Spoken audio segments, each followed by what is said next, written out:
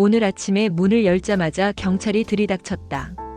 내 이름을 부르며 신분증을 확인하고는 불법 대출 사건에 연루되었다고 했다. 순간 다리가 풀려 주저앉을 뻔했다.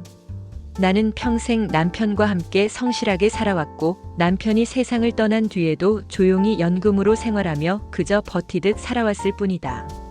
그런데 내가 사기꾼이라니 이게 무슨 말도 안 되는 일인가 싶었다. 경찰의 손에 이끌려 밖으로 나가는데 이웃들의 시선이 따갑게 꽂혔다. 아랫집 최 여사도 옆집 박 씨도 모두 창문을 열고 나를 지켜보고 있었다. 그 시선이 차갑게 얼어붙은 공기처럼 내 피부에 달라붙었다. 순간 머릿속이 하얘졌다. 내가 언제 대출을 했다는 말인가? 남편이 세상을 떠나고 홀로 된 지 벌써 7년이 넘었다. 그동안 집 앞 시장에서 장을 보고 경로당에 나가 가끔 사람들과 바둑을 두며 시간을 보낸 게 전부였다. 돈을 빌릴 이유도 빌릴 힘도 없었다. 그런데 내 이름으로 거액의 대출이 나가 있고 심지어 연체가 되어 있다는 것이다. 경찰은 조사에 협조하면 금방 풀려날 수 있다고 말했지만 나는 몸이 덜덜 떨려 아무 말도 할 수 없었다. 조사실에 앉아 서류를 보는데 내 이름과 주민등록번호가 선명하게 찍혀 있었다. 은행 인감도 내 것이었다. 그런데 문제는 서명이었다. 분명 내 글씨가 아니었다. 내 글씨는 남편이 살아있을 때부터 교회 주보에 기도문을 쓰던 버릇 때문에 곧고 또박또박했는데 여기 적힌 글씨는 삐뚤빼뚤하고 너무 서툴렀다. 순간 머릿속에 한 사람이 스쳐갔다. 몇 달 전부터 가끔 집에 들러 안부를 묻던 조카였다. 남편의 누이의 아들이라며 찾아왔고 나는 고향 이야기를 나누며 반가운 마음에 집밥도 차려주곤 했다. 그는 내게 요즘 힘든 일이 많다며 돈이 급히 필요하지만 이모 같은 사람이 곁에 있어 위로가 된다고 했다. 그때만 해도 그는 외로운 내게 찾아와주는 고마운 젊은이였다. 그런데 이게 다 그 아이 짓이었을까? 믿고 싶지 않았다. 하지만 은행 직원의 진술을 듣고 나는 무너졌다. 내 주민등록증을 가지고 와서 대출을 진행한 사람이 바로 그 조카라는 것이다. 나는 머리를 감싸쥐고 울부짖었다. 왜 하필 나였을까? 세상에 믿을 사람 하나 없이 살아온 세월이 서러운데 마지막으로 붙잡았던 가족마저 나를 속이고 이용했다는 사실이 가슴을 찢어놓았다. 그날 밤 조사를 마치고 집에 돌아왔을 때 현관문에 빨간 딱지가 붙어 있었다. 압류 예고장이었다. 집이 경매로 넘어갈 수도 있다는 경고였다. 그 순간 가슴이 철렁 내려앉았다. 이 집은 남편과 함께 30년 동안 살아온 곳이었다. 벽마다 남편의 손길이 묻어 있었고 작은 안방에는 아직도 남편의 낡은 옷장이 그대로 있었다. 그 모든 것이 하루아침에 사라질 수 있다는 사실에 숨이 막혔다. 나는 멍하니 거실 한가운데 앉아 있었다. 눈물이 뺨을 타고 흘렀다. 남편이 떠나고 난 뒤 외로움에 지쳐 살았지만 그래도 버틸 수 있었던 건 이 집 덕분이었다. 그런데 이마저도 빼앗긴다면 나는 어디로 가야 한단 말인가? 이웃들의 시선도 두려웠다. 이미 아침에 경찰이 들이닥쳤다는 소문은 단지 전체에 퍼졌을 것이다. 내일이면 경로당에 나가서도 수군거림이 들려올 것이고 시장에 나가면 눈길이 따라올 것이다. 저 여자가 사기쳤대. 돈 빌렸다가 못 갚고 쫓겨난대. 나는 평생 체면을 지키며 살아왔는데 이제 노년의 끝자락에 이런 수치를 당해야 하는가 싶었다. 그날 밤 잠을 이루지 못했다. 남편의 영정 앞에 앉아 속삭였다. 여보, 나 이제 어떻게 해야 할까? 당신이 떠난 뒤 혼자 버티는 것도 힘들었는데 이제는 집까지 잃게 생겼어. 영정 속 남편은 여전히 미소 짓고 있었지만 그 미소가 오히려 내 마음을 더 아프게 했다. 마치 내가 못난 아내가 된 것 같았다. 다음 날 아침 우편함에 한 통의 편지가 꽂혀 있었다. 봉투를 뜯어보니 법원에서 온 소장이었다. 대출금을 갚지 않으면 법적 절차에 따라 강제 집행이 진행된다는 내용이었다. 순간 눈앞이 깜깜해졌다. 내 연금으로는 도저히 갚을 수 없는 돈이었다. 손에 쥔 연금은 한 달 고작 70만 원 남짓, 생활비로 쓰기도 빠듯한 돈이었다. 그런데 수천만 원의 빚을 갚으라니 그건 평생을 살아도 불가능한 일이었다. 나는 순간 바보 같은 생각을 했다. 그냥 이대로 다 끝내면 어떨까 하는 생각이었다. 하지만 곧 고개를 저었다. 아직은 버텨야 한다. 남편이 내게 남겨준 집을 지켜야 한다. 그리고 나를 이렇게 만든 조카에게 반드시 책임을 묻고 싶었다. 하지만 어떻게 해야 할까? 경찰은 사건을 수사 중이라고 했지만 그 아이가 이미 어디론가 도망쳤을지도 모른다. 내 손으로 찾을 수도 없고 찾는다 해도 그 돈을 갚을 능력이 있을지 알 수 없었다.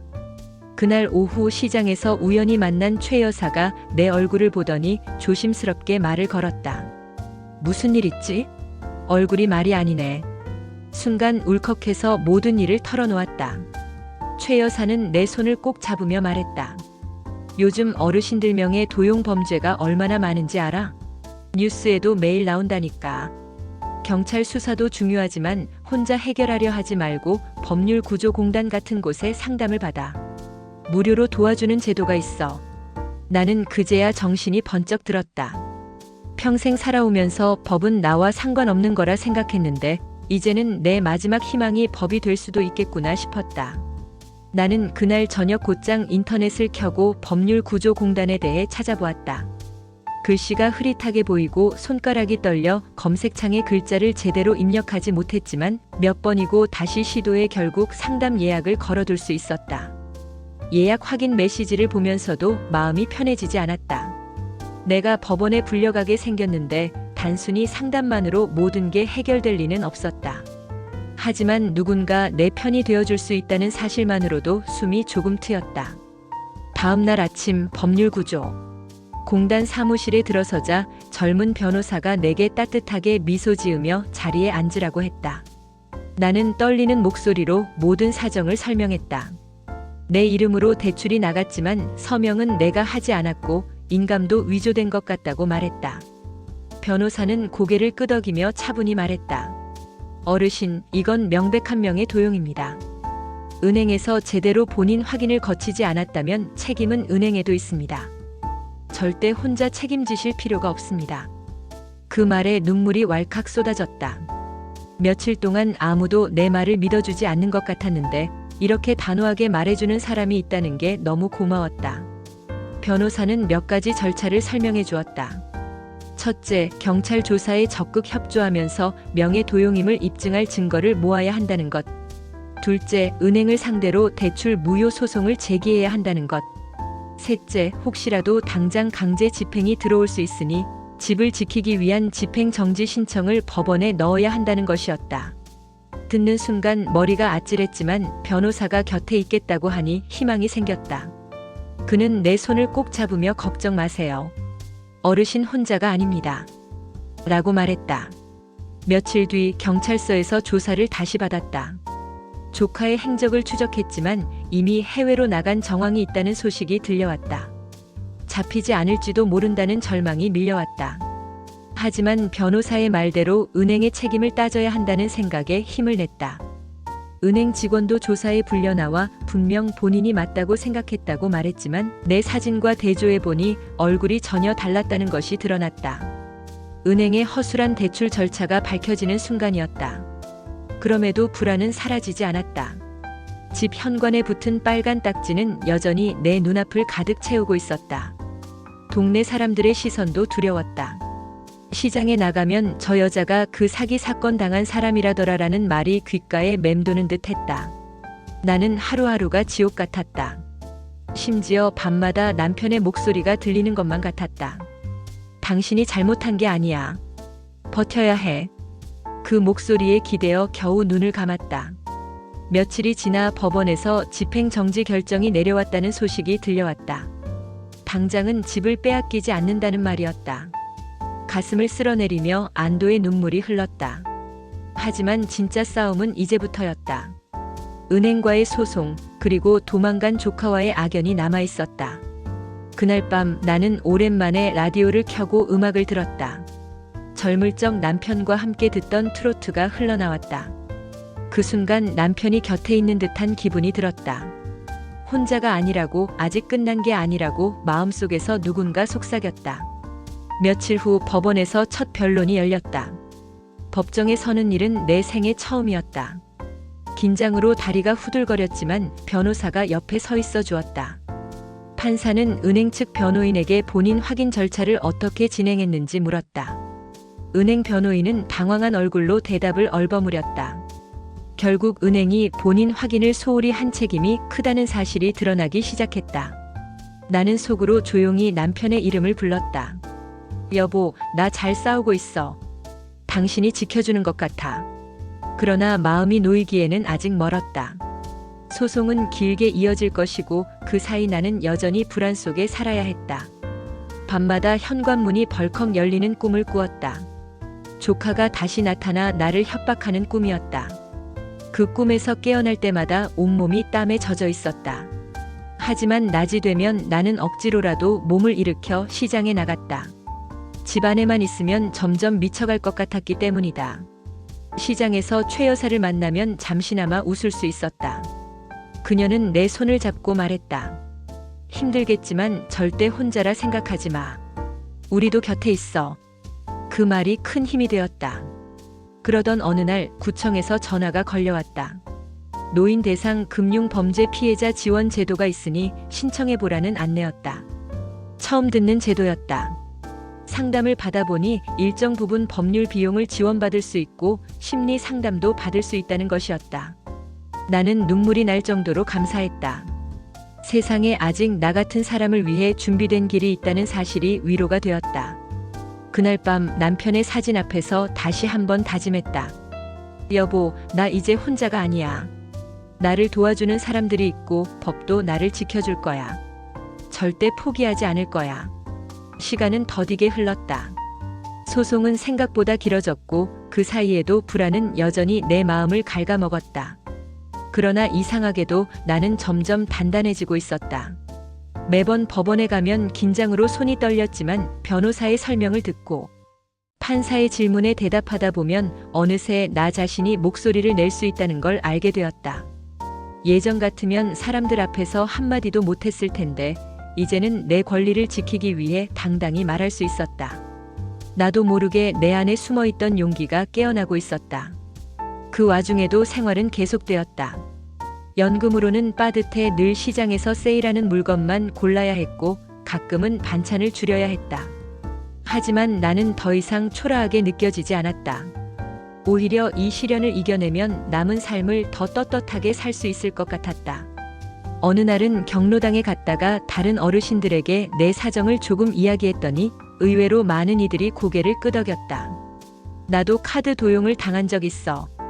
우리 집도 전에 누가 내 주민번호로 휴대폰을 개통했더라니까. 그렇게 비슷한 피해를 입은 사람들이 있었다는 사실이 나를 놀라게 했다. 나는 혼자가 아니었다. 그러던 중 사건은 예상치 못한 방향으로 흘렀다.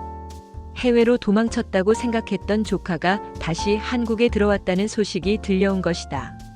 그는 공항에서 붙잡혀 경찰에 인도되었다.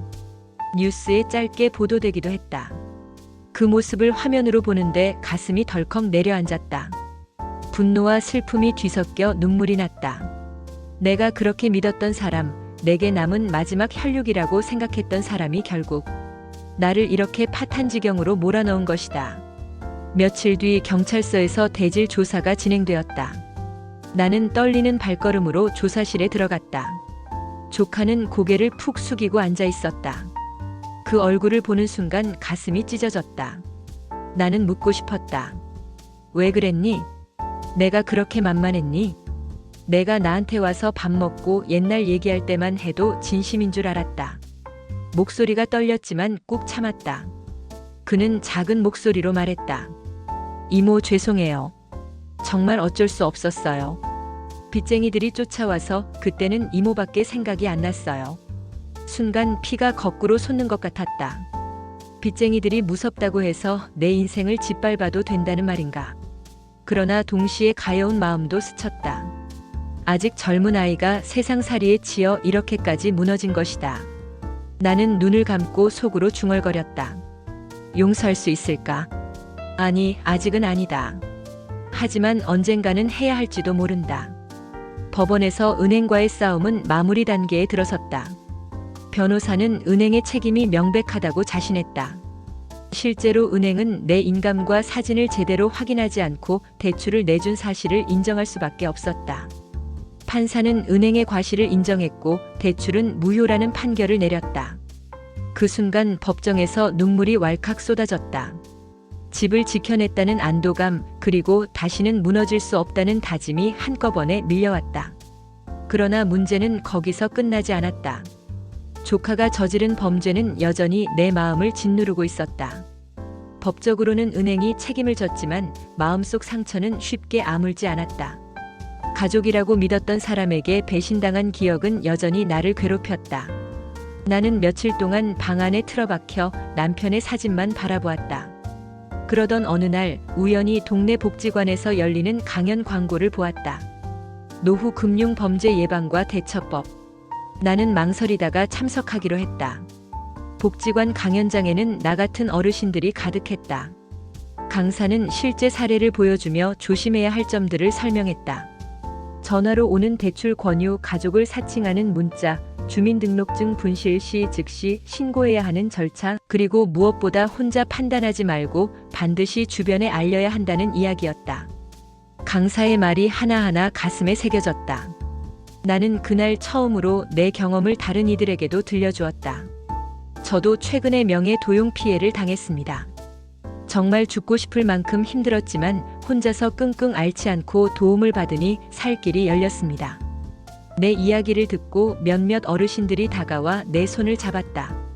나도 혹시 그런 일이 생기면 꼭 알려야겠어요. 그때 느꼈다. 내 고통이 헛된 게 아니구나. 누군가에게는 경고가 되고 또 다른 누군가에게는 용기가 될 수 있구나. 그날 이후 나는 조금 달라졌다. 단순히 피해자로 남아있지 않고 같은 일을 겪지 않도록 다른 사람들에게 알리는 역할을 해야겠다는 생각이 들었다. 물론 여전히 혼자는 외롭다. 집에 돌아오면 정막이 가득하고 남편이 없는 빈자리는 너무 크다. 그러나 이제는 알았다. 외로움 속에서도 누군가와 연결될 수 있다는 것을. 이웃의 손길, 제도의 도움, 법의 보호가 있다는 것을. 그리고 무엇보다 내 안에도 아직 꺼지지 않은 힘이 있다는 것을. 나는 남편의 사진 앞에 다시 섰다. 여보, 이제 알겠어. 당신이 떠나고 혼자인 줄 알았는데 세상은 나를 완전히 버리지 않았어. 아직 내가 할 수 있는 게 있어. 사진 속 남편은 여전히 미소 짓고 있었다. 그 미소가 이번에는 위로가 아니라 희망처럼 다가왔다. 며칠 뒤 법률구조공단에서 전화가 왔다. 내 사건이 지역 어르신들을 위한 금융범죄 예방 사례로 정리되어 교육 자료로 쓰일 거라는 소식이었다. 순간 가슴이 두근거렸다. 내가 겪은 그 고통스러운 시간이 누군가에게 도움이 될 수 있다니. 처음에는 부끄러웠다. 동네 사람들이 더 알게 되면 어쩌나 싶었지만 이내 생각이 달라졌다. 이미 소문은 다 퍼졌을 테고 어차피 숨길 수도 없는 일이라면 차라리 드러내고 누군가의 경각심이 되자고 마음먹었다. 나는 다시 경로당에 나갔다. 오랜만에 나를 본 사람들은 조심스레 안부를 물었다. 어떤 이는 고생 많았지? 하며 등을 두드려 주었고 또 어떤 이는 내가 들은 얘기 맞아? 집 잃을 뻔했다던데 하며 속삭였다. 예전 같으면 그 속삭임이 수치로 느껴졌겠지만 이제는 그렇지 않았다. 나는 당당히 말했다. 맞아. 하지만 잘 싸워서 집을 지켜냈어.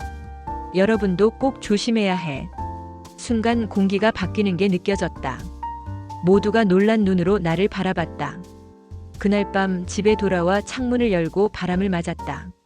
어쩌다 이런 일이 나에게 일어났을까 싶으면서도 이상하게도 후회되지 않았다. 이 모든 과정이 나를 더 강하게 만들었다.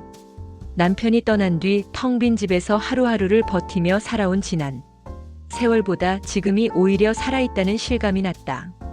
고통 속에서 싸우고 울고 다시 일어서며 나는 나 자신을 다시 찾은 것 같았다. 조카는 결국 실형을 선고받았다.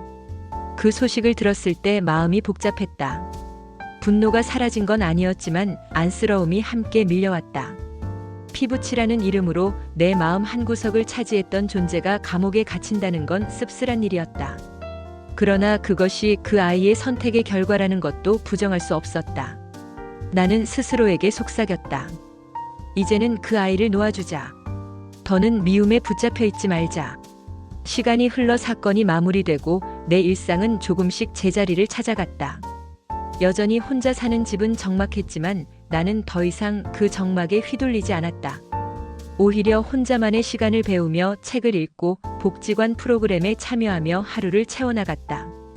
건강 강좌에서 배운 대로 아침마다 스트레칭을 하고 저녁에는 라디오에 사연을 보내기도 했다. 내 목소리가 라디오에서 흘러나오는 걸 들으며 가슴이 따뜻해졌다.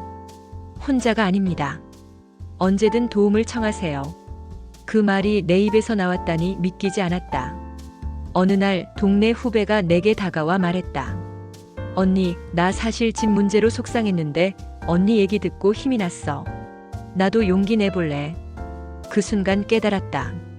내가 겪은 고통이 다른 사람에게 용기가 된다는 사실을. 그 깨달음은 내 남은 인생을 살아갈 새로운 힘이 되었다. 나는 이제 매일 3가지를 마음에 새기며 살아가기로 했다. 첫째, 어떤 일이 생겨도 혼자 감당하지 않는다. 주변에 알리고 도움을 청한다. 둘째, 제도가 있다면 적극적으로 이용한다. 정부나 기관이 마련한 제도는 그냥 있는 게 아니라 정말 필요할 때 쓰라고 있는 것이다. 셋째, 다시는 두려움에 침묵하지 않는다. 내 목소리를 낼 수 있다는 걸 알았으니 그 목소리를 끝까지 지켜야 한다. 그날 밤 남편의 사진 앞에 다시 섰다. 이번에는 울지 않았다. 그저 조용히 웃으며 말했다. 여보, 나 이제 두렵지 않아. 당신이 곁에 없는 외로움은 여전하지만 그 외로움에 지지 않고 살아갈 거야. 나를 이렇게 단단하게 만든 게 당신이 남긴 사랑 덕분이야. 사진 속 미소가 내게 답하는 듯 보였다. 그리고 나는 내일을 향해 잠자리에 들었다. 창밖에서 들려오는 바람 소리가 마치 누군가의 응원처럼 따뜻하게 들렸다. 이제는 알았다. 혼자 사는 노후라도 결코 완전히 혼자가 아니라는 것을. 나를 지켜주는 제도와 이웃, 그리고 내 안에 힘이 있다는 것을. 그 깨달음이 내 삶을 다시 살아가게 하는 가장 큰 힘이었다. 아침 햇살이 창문을 뚫고 들어올 때 나는 눈을 떴다. 예전 같았으면 다시 눈을 감고 남편의 빈자리를 떠올리며 울었을 것이다. 그러나 오늘은 달랐다. 커튼을 활짝 열고 햇살을 맞으며 생각했다. 그래, 오늘도 살아내야지. 작은 습관이었지만 내 마음은 달라져 있었다. 나는 부엌에 앉아 따뜻한 보리차를 마시며 신문을 펼쳤다. 사회면 구석에 고령층 명의도용 피해 급증이라는 기사가 눈에 들어왔다. 피해자들의 사례가 나열되어 있었고 상담기관과 전화번호도 함께 적혀 있었다. 순간 가슴이 철렁 내려앉았다. 나만 그런 줄 알았는데 이렇게 많은 사람들이 나와 같은 고통을 겪고 있었다. 그제야 더 크게 깨달았다. 내 일이 단순한 불행이 아니라 사회적인 문제라는 것을. 나는 신문을 접으며 다짐했다. 이제는 침묵하지 않겠다. 내 목소리를 낼 수 있다면 조금이라도 세상에 도움이 될 수 있겠지. 그 길로 복지관에 전화를 걸어 강연 봉사를 신청했다. 내 경험을 나누고 싶다고 했다. 담당자는 잠시 놀란 듯 하다가 이내 반가운 목소리로 말했다. 정말 좋은 생각이에요. 어르신 같은 분의 이야기가 가장 큰 힘이 됩니다. 며칠 후 작은 강연이 열렸다. 나는 떨리는 마음으로 단상에 섰다. 내 앞에는 10명의 어르신들이 앉아 있었다. 모두 내 나이 또래였고 표정에는 불안과 호기심이 뒤섞여 있었다. 나는 깊게 숨을 들이쉬고 입을 열었다. 저도 얼마 전까지만 해도 집을 잃을 뻔했습니다. 조카가 제 이름으로 대출을 받아 도망쳤거든요. 순간 모두의 눈이 커졌다. 하지만 나는 담담히 이어갔다. 그때 법률구조공단과 이웃들의 도움 덕분에 집을 지켜낼 수 있었습니다. 중요한 건 혼자 끙끙 앓지 않고 바로 알리고 도움을 청하는 겁니다. 내 이야기가 끝나자 몇몇 어르신들이 눈물을 훔쳤다. 한 분이 조용히 손을 들고 말했다. 저도 요즘 이상한 전화가 자주 와요. 혹시 저도 당할까 무서웠는데 이제는 그냥 무시하지 않고 신고해야겠네요. 그 말을 듣는 순간 가슴이 뭉클했다. 나의 상처가 누군가에게 방패가 될 수 있다는 사실이 나를 감싸 안았다. 그날 저녁 집으로 돌아오는 길에 하늘을 올려다보았다. 구름 사이로 저녁 노을이 번졌다. 남편이 살아있을 때 함께 산책하던 길이었다. 문득 그때의 대화가 떠올랐다. 당신은 참 강한 사람이야. 남편이 늘 하던 말이었다. 그 말이 허황된 위로가 아니라는 걸 이제야 알았다. 나는 정말 강했다. 쓰러질 만큼 아파도 다시 일어설 수 있는 힘이 내 안에 있었다. 시간은 흘러 어느덧 계절이 바뀌었다. 복지관 봉사를 이어가며 나는 더 많은 사람들을 만났다. 피해를 당했지만 끝내 극복한 사람들, 아직도 두려움에 떨며 목소리를 내지 못하는 사람들, 그리고 나처럼 용기를 내려는 사람들. 그들과 이야기를 나누며 나는 깨달았다. 혼자 사는 노후라는 말은 단지 물리적인 고립을 뜻하는 게 아니었다. 마음까지 닫아버리면 진짜 혼자가 되는 것이었다. 마음을 열고 도움을 청하면 세상은 반드시 응답했다. 나는 매일 작은 일기를 쓰기 시작했다. 오늘도 이웃과 웃었다. 오늘은 라디오 사연이 소개됐다. 오늘은 복지관에서 새 친구를 만났다. 사소한 기록이었지만 내 삶이 더 이상 절망만으로 채워져 있지 않다는 증거였다. 남편이 떠난 뒤로 처음으로 미래를 생각하게 되었다. 앞으로 10년은 더 살 수 있겠지. 그렇다면 그 시간 동안 내가 할 수 있는 게 뭘까? 나는 다시 3가지 다짐을 썼다. 첫째, 건강을 지킨다. 아무리 제도가 있고 이웃이 있어도 건강을 잃으면 모든 게 무너진다. 그래서 매일 운동을 하고 식사를 챙긴다. 둘째, 목소리를 잃지 않는다. 불합리한 일 앞에서 침묵하지 않고 끝까지 말한다. 셋째, 혼자라 생각하지 않는다. 외롭다고 마음을 닫지 않고 이웃과 나눈다. 그 다짐을 적으며 나는 웃었다. 여보, 이제는 두렵지 않아. 혼자 살아가는 노후가 아니라 함께 살아가는 노후로 만들어갈 거야. 사진 속 남편이 여전히 나를 지켜보고 있었다. 그 눈빛이 더 이상 슬프지 않았다. 오히려 따뜻했다. 그리고 나는 안도하며 잠자리에 들었다. 오늘 하루도 잘 살아냈다는 뿌듯함과 함께 겨울이 다가왔다. 바람은 차갑게 불었지만 내 마음은 예전보다 덜 시렸다. 집 안에는 아직도 남편의 물건이 곳곳에 남아 있었지만 이제는 그것들이 나를 울리지 않았다. 오히려 나를 지켜주는 듯 느껴졌다. 남편의 낡은 모자는 현관 옆에 걸려 있었고 그 옆에 내 외투가 나란히 걸려 있었다. 마치 여전히 함께 살고 있는 것 같았다. 그날도 복지관에서 강연을 하고 돌아오는데 한 젊은 여자가 나를 붙잡았다.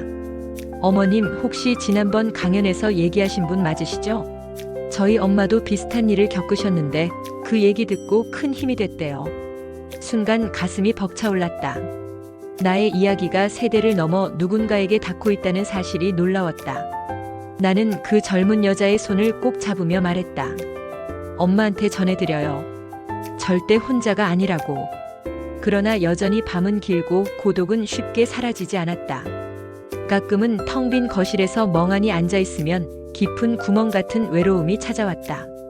그럴 때면 나는 스스로에게 말했다. 괜찮아. 외로움도 삶의 일부야. 하지만 나는 그 속에 빠지지 않을 거야. 그렇게 마음을 다잡으며 다시 내 일상을 이어갔다. 설날이 다가왔다. 집안의 조카들이 북적이던 예전과 달리 올해는 찾아올 리가 없었다. 배신의 상처가 남아있었기에 일부러 연락하지 않았다. 대신 나는 이웃 어르신들과 함께 작은 잔치를 준비했다. 떡국을 끓이고 노래를 부르며 함께 새해를 맞았다. 그때 느꼈다. 혈연만이 가족이 아니구나. 이렇게 웃고 나누는 사람들이 바로 내 곁의 가족이구나. 그날 밤 잠자리에 들기 전 다시 일기를 썼다. 마이너스 오늘은 웃으며 떡국을 먹었다. 마이너스 오늘은 외롭지 않았다. 마이너스 오늘은 새로운 가족을 얻었다. 나는 펜을 내려놓으며 창밖을 바라봤다. 눈송이가 가볍게 흩날리고 있었다. 마치 하늘에서 남편이 나를 내려다보며 속삭이는 듯 했다. 잘했어. 혼자가 아니야. 이제 나는 안다. 혼자 사는 노후라고 해서 반드시 불행해야 하는 건 아니라는 것을. 중요한 건 마음을 열고 세상과 연결되는 것이다. 그 연결 속에서 나는 더 이상 피해자가 아니라 살아남은 사람, 그리고 누군가에게 길잡이가 될 수 있는 사람이 되었다. 그리고 다짐했다. 남은 생을 두려움이 아니라 용기로 채우겠다고. 남편이 남긴 미소처럼 나 또한 다른 이들의 어두운 길에 작은 등불이 되겠다고. 그 순간 나는 정말로 혼자가 아니었다.